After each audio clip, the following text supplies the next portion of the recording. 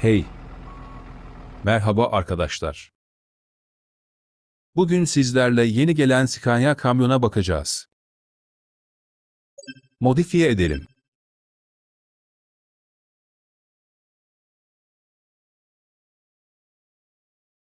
Bu olsun. Jant seçelim. Üstündeki iyi zaten. Aynalar nikelaj olsun.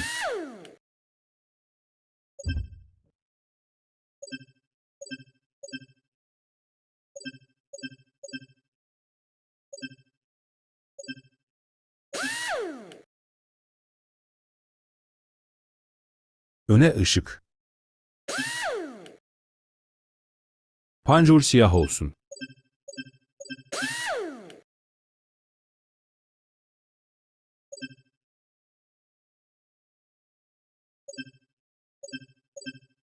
İşte bu iyi. Kasayı değiştirelim.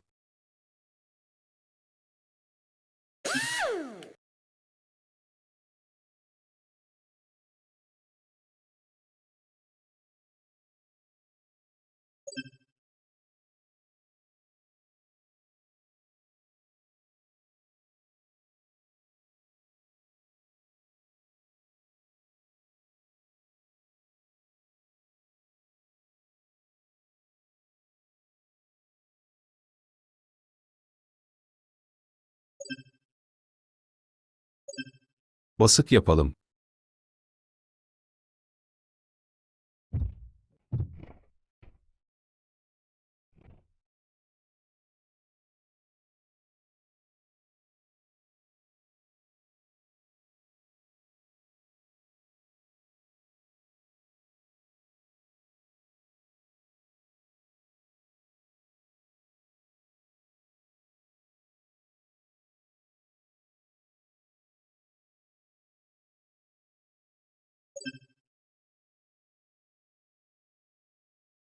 Yeni harita gelmiş, onu seçelim.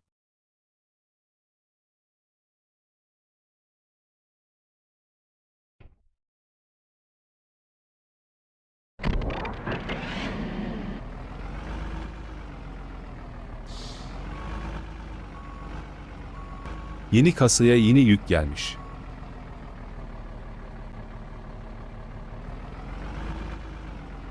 Kepçe yükleyelim.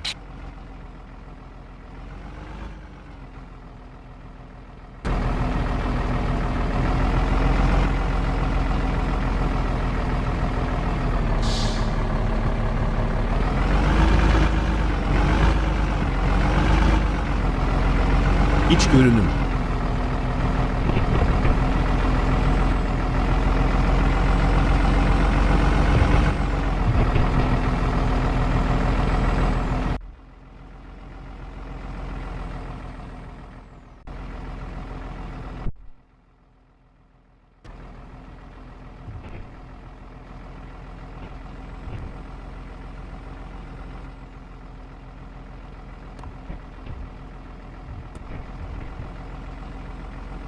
Basık yaptığım için sekiyor.